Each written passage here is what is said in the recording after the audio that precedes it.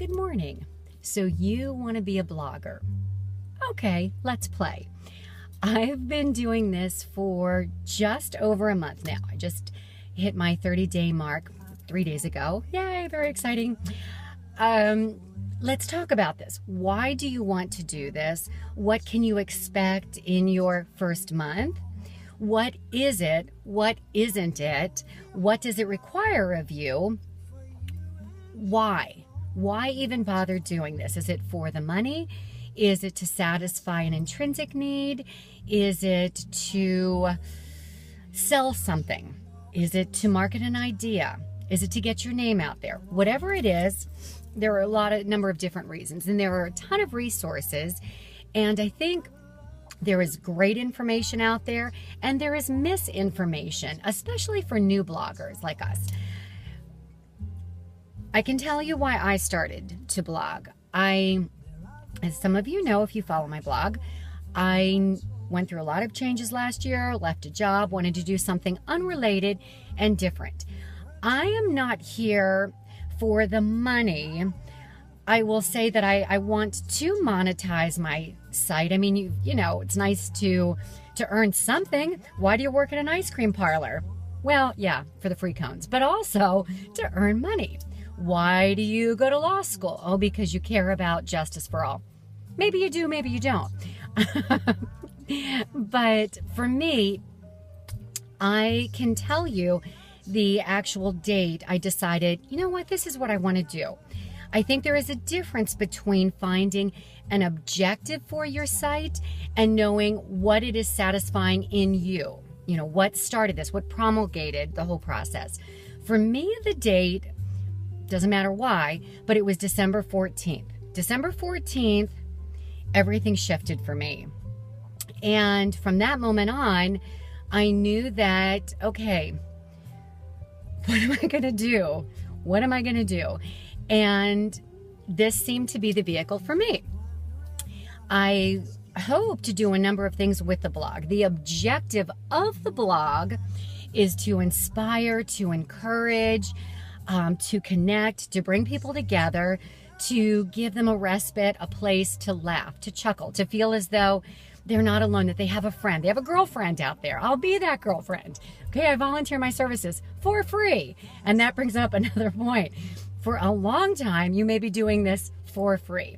So you have to do it for the right reasons. You have to really want to do this. It is not easy. It's not that it's complicated to draft something and hit post or hit publish.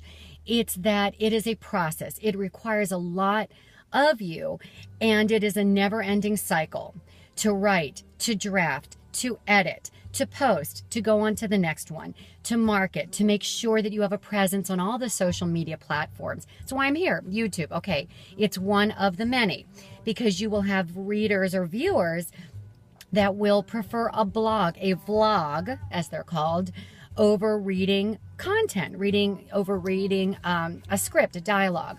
And that's okay. So you have to be aware of it. And for me, I wanted to give my viewers a choice, wanted to give them options. And in terms of monetizing, if you're going to do this for the money, there's great books that are written. Mark Schaefer's material is fabulous because he talks about content in marketing and evergreen content and bread and butter content and all the things you need as you're writing your material. And that's fine.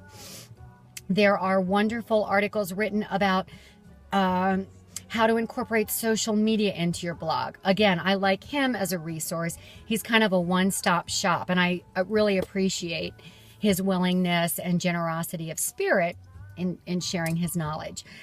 I will tell you that it is exhausting work. There are things that go according to plan and more things that don't go according to plan. And yes, there are myriad options and themes, and I will write about those in the blog. Do you go with WordPress.com or WordPress.org, and why? What do you look for in a theme? Theme is how your site appears. You know, the pretty boxes and pictures and everything. And I've gone through several. And then at one point I thought, oh, I found a theme that I'm in love with. It's really pretty and it kind of resonates with me on a number of different levels. So I purchased this theme, and then I had all of these files imported and not a clue what to do with them. And even my husband, who's been in IT for 25, 30 years, looked at them and like, what the hell did you do, Julie? So I still have these files residing on my computer, which is great if I have a programming background, which I don't. And so that was a poor decision. And I've stumbled along the way. And ultimately, when you're doing your blog, you have to remember why you're doing it, because it's a lonely business. It's a lonely venture. And if you're looking for constant reinforcement and validation, which is kind of why you do a blog, right? You do it to connect, to bring people together. And it's sort of a thankless pursuit in a way, unless you have, comments from people that say, hey, great work, or I really like what you're doing here. But a lot of the time, it's lonely. You're working independently and you're in charge of all of it. You're in charge of the creative aspect.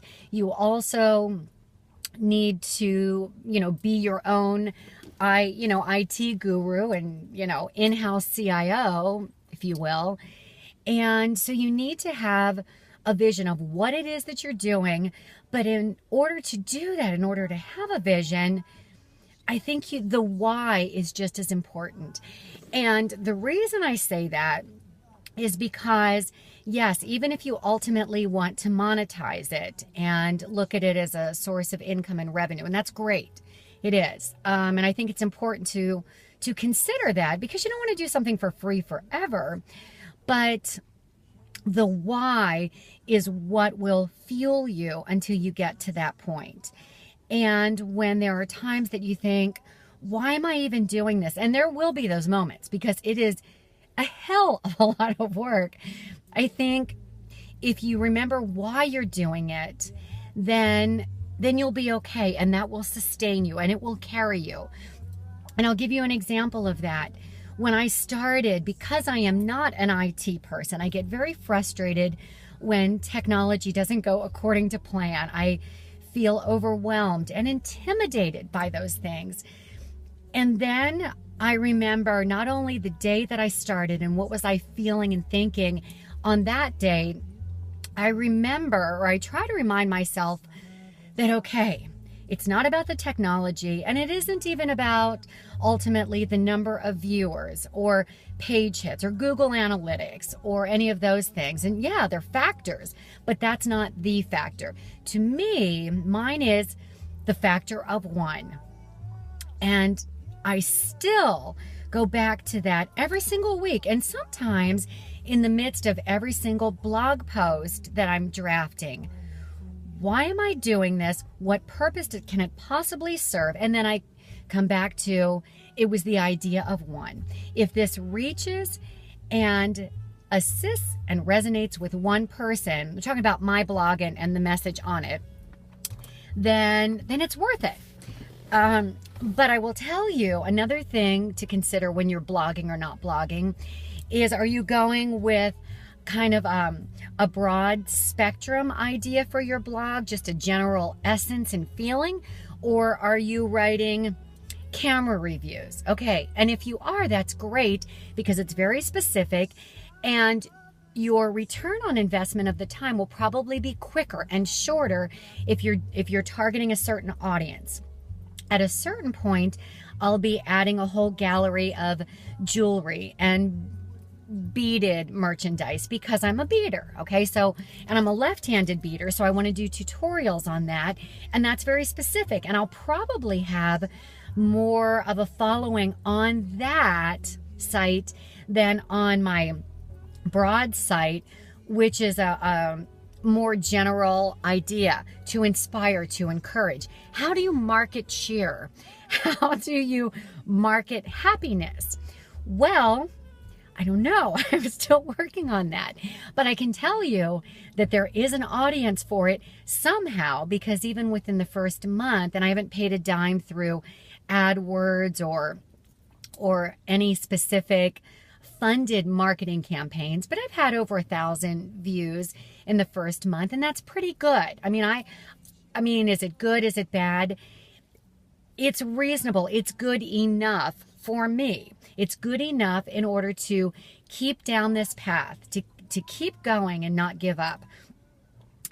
And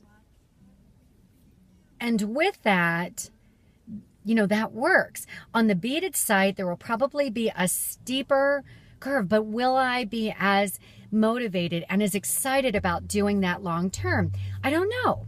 Once I get the site, that aspect, that piece of the site set up, and great, I've got beading tutorials on kumihimo or peyote stitch for a left-handed person. Then where do you go?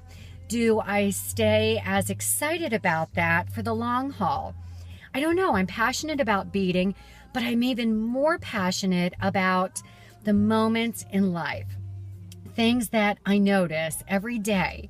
So while I'm horrible at a great many things in this life, the one thing I'm good at is being present enough to experience joy and to notice the little things.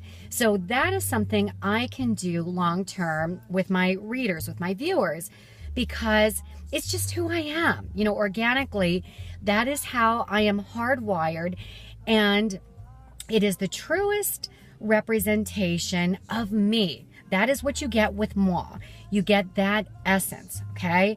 And it's good, it's bad, it's ugly, it's sad. But that I can do because it's not a switch that I turn on. The only thing I turn on is hit play and start taping. And another thing, vlogging, you know, the video blogging may or may not be for you. I like it. It's an opportunity to feel as though I'm with you. We're one-on-one, we're at Panera Bread.